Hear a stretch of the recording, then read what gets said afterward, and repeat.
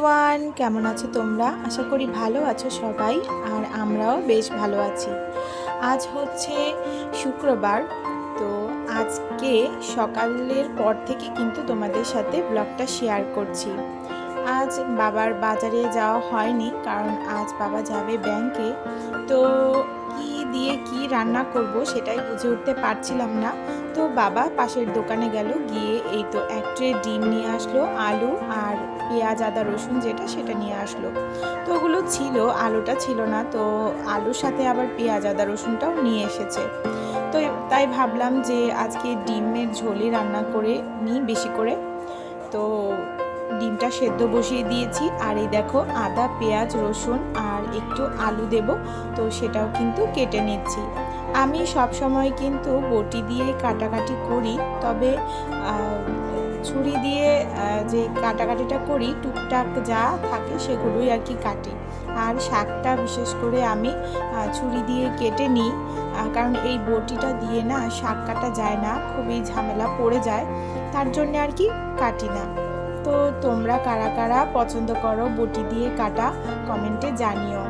আর জানো তো আমার রান্নাঘরটা কিন্তু সেই রকম করে মানে করা হয়নি, মানে আমার শাশুড়ি মার রান্নাঘরটা তো সামনাটায় মানে প্রচুর জায়গা আছে। তো এখানে সবজি পাতিগুলো রাখি সাইড করে ঝুড়িতে, এখনও কিছু গুছিয়ে মানে গুছাইনি। তো আস্তে আস্তে সব কিছু করবো, তো তোমাদের সাথেও সেটা শেয়ার করব, তোমরা অবশ্যই দেখতে পারবে। তো এই যে দেখো এই কটায় 4-5টা পেঁয়াজ আর দুটো না, হ্যাঁ দুটো আলুই, ছোট ছোট দুটো আলু কেটে নিয়েছি, আর এই তো কয়েক কোয়া রসুন আর দুটো কাঁচা লঙ্কা আর 3-4টের মতো পেঁয়াজ দিয়ে আমি একটু ব্লেন্ড করে নেব, আর অল্প একটু আদাও দিব, কারণ বাবা বলল যে একদম হালকা করে ডিমের ঝোলটা করার জন্য।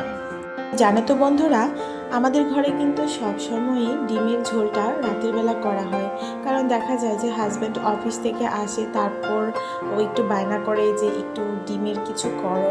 তো সেক্ষেত্রে রাতের বেলা কিন্তু ডিম চচ্চড়ি বা একটু পেঁয়াজ দিয়ে ডিম মানে হালকা করে কষা কষা আমি করে ফেলি।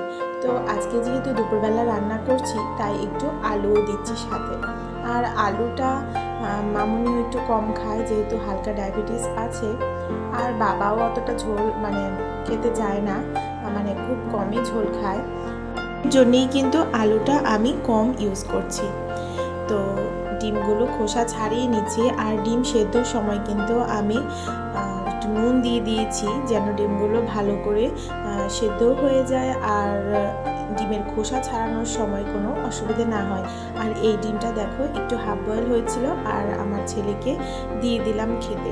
ও যেহেতু ওষুধপত্র খাচ্ছে, আর সকালে আজকে ডিম খাওয়াইনি, তো এখন রিশান মানে কিছু কিছু খাবার আছে যেটা নিজে নিজে খেতে পারে, তো তার জন্য ওকে দিয়ে দিয়েছি। ওর একটু নিজে খাওয়া অভ্যাসও হবে, আর ডিমটাও খাওয়া হবে। আর ওর ডিম খুবই প্রিয়, মানে খুব পছন্দ, যে সময় খাবারের কথা জিজ্ঞাসা করি বলে ডিম খাবো। তো এই আর কি বাচ্চাদের বাচ্চামি কথা। তো দেখো মশলাটা যে করেছিলাম এটার সাথে কিন্তু নুন হলুদ আর অল্প একটু লঙ্কা গুঁড়ো মিশিয়ে নিচ্ছি, আর এই যে ডিমের মধ্যে হলুদ মাখিয়ে নিচ্ছি। ডিমটা একদম লাল লাল করে ভেজে নেব, আর আমার রেশনের জন্য কিন্তু মাছ যা ছিল সেটা একটু ভাজা করে নেব, আর ডাল দিয়ে মেখে ওকে মাছ ভাজা দিয়ে খাইয়ে দেব। তো ভাতটা তো হয়ে গেছে, এবার একে একে করে মাছ ভাজাটা করে নিয়ে ডিমের ঝোলটা করে নেব। সেদিন বাবা নিয়ে এসেছিল অনেকগুলো তেলাপিয়া মাছ, তার মধ্যে কিন্তু এই দুটোই আছে, মানে একটার মাথা রয়েছে, তো লেজটাও কিন্তু রিশানকেই ভাজা করে আমি খাইয়ে দিয়েছি আগে। তো আজকে আর অর্ধেকটা কি রেখে দেব, তাই দুটোই ভাজা করে নিয়ে নিচ্ছি। আর গোটা মাছটা ছোট ছিল, ওটা রেখে দিয়েছিলাম, এক্সট্রা ছিল, তো ভাজা করে নিলাম। তারপরে যে লাল লাল করে ডিমগুলো ভেজে নেব। জানো তো বন্ধুরা, আমার সংসারে যতগুলো কাজই মানে যতটুকু কাজে আমি করি, ততটুকু কাজই কিন্তু খুব মনোযোগ দিয়ে করার চেষ্টা করি, কারণ আমরা মেয়েরা এমনই, আমরা সব সময়ই সংসারকে ভীষণ ভালোবাসি। তো বন্ধুরা, তোমাদের সাথে কথা বলতে বলতে দেখো আমার ডিম ভাজাটাও কিন্তু হয়ে গেছে। আজকে ডিমে কিন্তু আমি পেঁয়াজ ফোড়ন দিয়ে নিচ্ছি, আর পেঁয়াজ আর আলুটা কিন্তু একসাথে একটু হালকা ভেজে নেব, তারপর মশলাটা দিয়ে ভালো করে কষিয়ে নেব। আর হ্যাঁ, আমি কিন্তু সবসময় মশলা দেওয়ার পর কিন্তু একটু ঢাকা দিয়ে দিই, তো এতে কিন্তু মশলাটা একটু মানে কষানো হয় ভালো। এই যে দেখছো ঢাকা দিয়ে দিলাম, এতে কিন্তু আলুটাও সেদ্ধ হয়ে গেছে। আর গ্যাসের ফ্লেমটা একদম কম রেখে রান্নাটা করিনি। আর তারপর কষানো হয়ে গেলে দেখবো যে আলুটাও সেদ্ধ হয়ে গেছে, তারপর কিন্তু একটু ভাজা ভাজা করে মানে আর একটু কষিয়ে তারপর ঝোল দিয়ে দিই। এতে করে রান্নাটাও না খুব তাড়াতাড়ি হয়ে যায় আমার। এরপর ভালো করে ফুটিয়ে নিলেই হয়ে গেল। আর আজকে দেখো ঘরের দুটো যে টিউব লাইট আছে দুটোই নষ্ট হয়ে গেছিল পরপর। তারপর আজকে এক দাদা এসেছিল, ইলেকট্রিক দাদা এসে দুটো লাইট লাগিয়ে দিয়ে গেছে। আর আমার বিছানার ওই বা সাইডের জানলাটা কিন্তু আমি আজকে খুলে দিয়েছি, কারণ আজকে একটু সকালবেলার দিকে রোদ উঠেছিল। আর দেখো ঘরের কি অবস্থা। তো এগুলো ক্লিন করতে করতে আমার চলে যাবে অনেকটা সময়, কারণ এই যে সব কিছু চেঞ্জ করে আবার একটু মুছে টুছে তারপর ঝেড়ে ঝুড়ে এই যে বিছানার চাদরটা বিছিয়ে নিচ্ছি। আর জানো তো এই চাদরটা নিয়ে এসেছিলাম পুরী থেকে।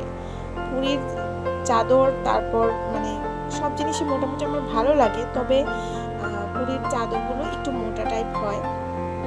এই চাদরগুলো কিন্তু হ্যান্ডের নয়, মানে হ্যান্ড যে হাতের বুননে যে সেটা নয়, তো এটা প্রিন্টেড। তো বেশ ভালো লেগেছিল। এটা রথের চাকার একটা ডিজাইন, তো বেশ ভালো লাগে আমার গ্রিন কালারের মধ্যে এই বিছানার চাদরটা। আর আমার বিছানাটাতেও কিন্তু এই চাদরটা যখন মানে বেডশিটটা যখন বিছাই তখন ভীষণ ভালো লাগে। তারপর এই যে বিছানার বালিশগুলো কিন্তু আমি ওয়্যারগুলো আজকে চেঞ্জ করে দিয়েছি।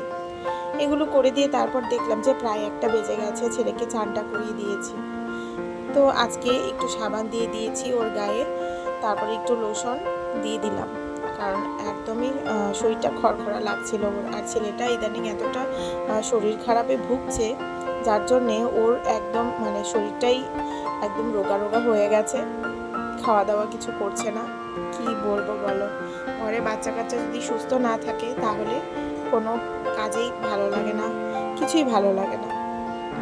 তো কি আর করা, ওইটা ওকে তাড়াতাড়ি করে জামাটা পরিয়ে দিয়ে ওকে খেলা করতে বসিয়ে দিয়ে আমি চলে গেলাম স্নান করতে। আর বাকি যে কাজগুলো আছে সেগুলো করে তারপর স্নানটা করে ঘরে ফিরবো। আমি আমার ছেলেকে কি কি প্রোডাক্ট দিই, মানে ওর স্কিন কেয়ারের জন্য কি কি প্রোডাক্ট ইউজ করি সেটাও তোমাদের সাথে শেয়ার করব। ছোটবেলা থেকেই আমি প্রায় একই ধরনেরই প্রোডাক্ট ওর জন্য ইউজ করছি। তো দেখো ওকে আজকে একটু কাজল পরিয়ে দিচ্ছিলাম, তো কাজলটা শেষ হয়ে গেছে, যেহেতু বাচ্চা বড় হয়ে গেছে সাথে সাথে কাজলটাও শেষ হয়ে গেছে আমার যে পাতানো কাজলটা। তো তাই তার জন্য কিন্তু আমি ওকে আইলাইনার দিয়েই কিন্তু ছোট্ট করে কাজল টিপ পরিয়ে দিই, আর ও বলছে টিপের মতো পরিয়ে দিতে, তো সেটাও করে দিলাম। দেখো ওর হাসি, ওকে বললাম একটু হাসতে, ছবি তুলে দিচ্ছিলাম, ও তো একদম কৃত্রিম হাসি দেওয়া শুরু করেছে। তারপর দেখো দেখা হচ্ছে তোমাদের সাথে একদম খাওয়া দাওয়ার পর। দুপুরবেলা ছেলেকে খাইয়ে আমি নিজে খেয়ে নিলাম, এদিকে বাবা মামুনিও আগে খেয়ে নিয়েছিল যখন ছেলেকে খাওয়াচ্ছিলাম তখন। তো অনেকটা সময় পেরিয়ে গেছে, তো এবার ফ্রিজে বাকি রান্নাগুলো যা ছিল সব ঢুকিয়ে দিয়েছি, আর এদিকে টেবিলটা কিন্তু আমি মুছে নিচ্ছি। আর ঘরেও রিশানকে বসে যে খাওয়াই টুলটা সেটাও কিন্তু একটু মুছে নেব। দুপুরবেলা এরপরে কিন্তু ছেলেকে ঘুম পাড়াতে আমি চলে যাই, কারণ ওকে বিকেলবেলা ঘুমানোর একটা অভ্যাস আছে, তো তার জন্যই ওকে একটু ঘুম পাড়িয়ে দিই। তো এগুলো করতে করতেই কিন্তু বেলা 4টে বেজে যায়। এই যে দেখো এবার বাসনগুলো মেজে নিচ্ছি, আর এইদিকে রান্নাঘর মানে রান্নাঘরের সমস্ত কাজ সেরে বেড়ে স্নান করে আস্তে আস্তে আমার আজকে 2টোই বেজে গিয়েছিল। তো বন্ধুরা, তোমাদের যদি ভিডিওটা ভালো লেগে থাকে তাহলে কিন্তু একটা লাইক করতে ভুলো না, আর কমেন্ট করে জানিও যে আমার ব্লগের কোন পার্টটা তোমাদের ভালো লেগেছে। তোমাদের সুন্দর সুন্দর কমেন্টগুলো আমার ভীষণ ভালো লাগে ভিডিও মেক করতে। তারপরও আমি দেখো রেগুলার ভিডিও দিতে পারছি না, কারণ কাজের চাপের, সংসার, বাচ্চা, যেহেতু ছেলেটা অসুস্থ, সব মিলিয়ে হয়ে ওঠে না। তারপরেও চেষ্টা করি তোমাদের সাথে ব্লগ শেয়ার করার, কারণ ব্লগ শেয়ার করলে আমার ভীষণ ভালো লাগে ভিডিও মেক করতে। জানো তো রান্নাঘরের এই যে বেসিন কর্নারটা, এটা যদি চকচকে না থাকে, মানে একটু জল থাকলেও আমার ভালো লাগে না, আর যদি বেসিনটা ক্লিন না থাকে আমার কিন্তু একদমই ভালো লাগে না। আমি সব সময় নিট অ্যান্ড ক্লিন করে কাজ করতে পছন্দ করি। এই রুটি করার পরও দেখে যে রুটির আটা টাটা মানে ওভেনে লেগে থাকে, সেগুলো মুছে আবার তারপর রান্না করা শুরু করি, এই আর কি। তো বাইরে যখন দরজাটা বন্ধ করছিলাম বারান্দার, দেখছিলাম আকাশটা একদম কালো হয়ে আছে। সকাল দিকে একটু রোদ উঠেছিল, আবার দেখো ঝমঝমে বৃষ্টি আসার মতো অবস্থা হয়ে গেছে। তো ছেলে টিভি দেখছিল, ছেলেকে বললাম টিভি অফ করো, তোমাকে এবার ঘুম পাড়াবো। তো মশারি টশারি টানাবো আর এই জানলাগুলো বন্ধ করে দেবো এবার, কারণ মশা ঢুকে যাবে। তো এই ছিল আজকের আমার দিনটি। তারপর দেখো একটু হাওয়া নিচে দাঁড়িয়েছিলাম, ঘেমেই গিয়েছিলাম, আর চুলগুলো খোলা রেখেছি কারণ সেদিন মাথায় তেল দিয়েছিলাম আর সময় পাচ্ছি না। বৃহস্পতিবার গেল, শুক্রবারটাও গেল, আমি কিন্তু আর শ্যাম্পু করতেই পারিনি। তো দেখো আমার ছেলেকে কি কি প্রোডাক্ট ইউজ করাই। তো হিমালয়ের এই ক্রিমটা এবার নিয়ে এসেছে। এই ক্রিমটা না ভীষণই ভালো ময়শ্চারাইজারের মধ্যে, আর এই মামা আর্থের যে বডি লোশনটা ভীষণই ভালো আর খুব সুন্দর একটা স্মেল। আর ওকে জনসনের প্রোডাক্টই বেশিরভাগ ইউজ করাই আমি, ক্রিম থেকে শ্যাম্পু, তারপর হচ্ছে অয়েল, এইগুলো। তো তোমাদের সাথে কথা বলতে বলতে দেখি এত জোরে বৃষ্টি নেমে গেছে, দেখো কি অবস্থা। এই মাত্র দেখলাম যে শুকনো মানে আবহাওয়া, বৃষ্টি হবে হবে ভাবতো, বৃষ্টি শুরু হয়ে গেছে। আর আমার এই অপরাজিতা ফুলের গাছটা আর এই বেলি ফুলের গাছটা তো ভীষণই বৃষ্টি উপভোগ করছে। আর এই ছোট্ট গাছটা এখনো বড় হচ্ছে না কেন জানি, এত বৃষ্টির জন্য আমি কোনো এক্সট্রা জলও দিতে পারছিলাম না। তো দেখো ভীষণ ভালো লাগছিল বৃষ্টি, তবে এত বৃষ্টি আর ভালো লাগে না, তাই না বলো? এবার রোদের দেখা পেলে মনটা খুশি হয়ে যায়। আর আমার ছেলে দিকে হাত বাড়িয়ে হাত ভেজাচ্ছে বৃষ্টির জলে। ও কি বলছে শোনো একবার তোমরা। তোমাকে ভিজিয়ে ফেলেছি। হ্যাঁ, তোমাকে ভিজিয়ে ফেলেছি। কি? তোমাকে ভিজিয়ে ফেলেছি। আচ্ছা আচ্ছা আচ্ছা।